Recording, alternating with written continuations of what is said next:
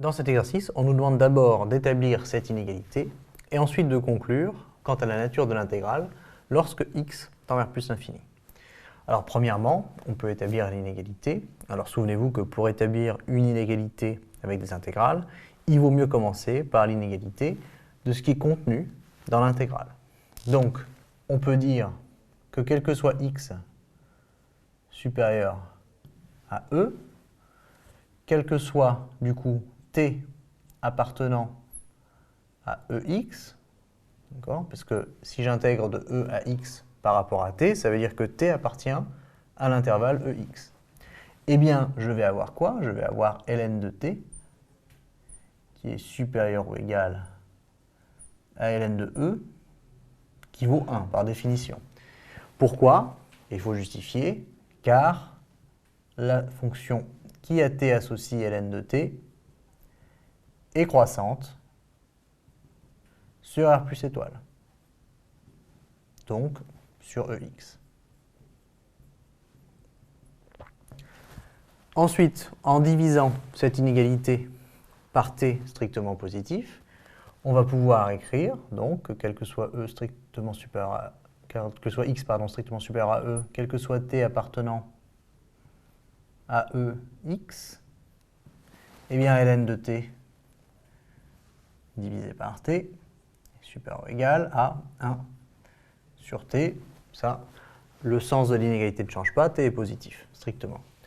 Et donc, en intégrant, et attention, en intégrant, mais dans le sens croissant des bornes, ça c'est très important de le préciser. Okay, dans le sens croissant des bornes, ça veut dire que j'intègre de e à x, parce que x est strictement plus grand que e. Et bien à ce moment-là, le sens de l'inégalité ne change pas, et j'obtiens bien l'inégalité demandée. Alors cette inégalité maintenant va me servir parce que je sais que cette intégrale ici est divergente. Pourquoi est-ce que je le sais? Pour deux raisons. En fait, on l'a déjà calculé ensemble, celle-ci. Alors on avait fait de 1 à x et pas de e à x, mais même conclusion, c'est que quand x tend vers plus l'infini, cette quantité tend vers plus l'infini. Et sinon, je le sais parce que c'est une intégrale de Riemann, c'est une intégrale de la forme 1 sur t puissance alpha, simplement alpha vaut exactement 1 ici, et donc c'est une intégrale qui diverge.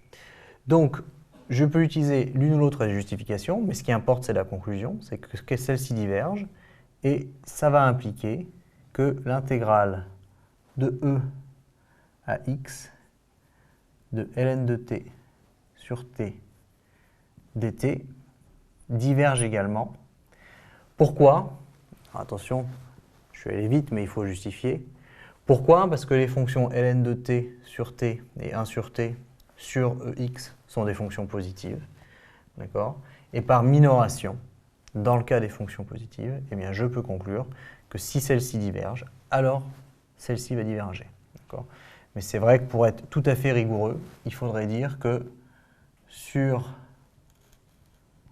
ex, j'ai ln de t sur t strictement positif et 1 sur t strictement positif. Donc je suis dans le cas des fonctions positives. Donc c'était un exemple très simple pour vous montrer qu'avec la minoration par une intégrale divergente, je peux conclure que celle-ci est divergente si ce sont les intégrales de fonctions positives. On pourrait aussi faire le contraire, c'est-à-dire majorer par une intégrale convergente, ce qui voudrait dire que l'intégrale qui est majorée par cette intégrale convergente, pourvu que toutes les deux soient de fonctions positives, eh bien cette fois-ci converge.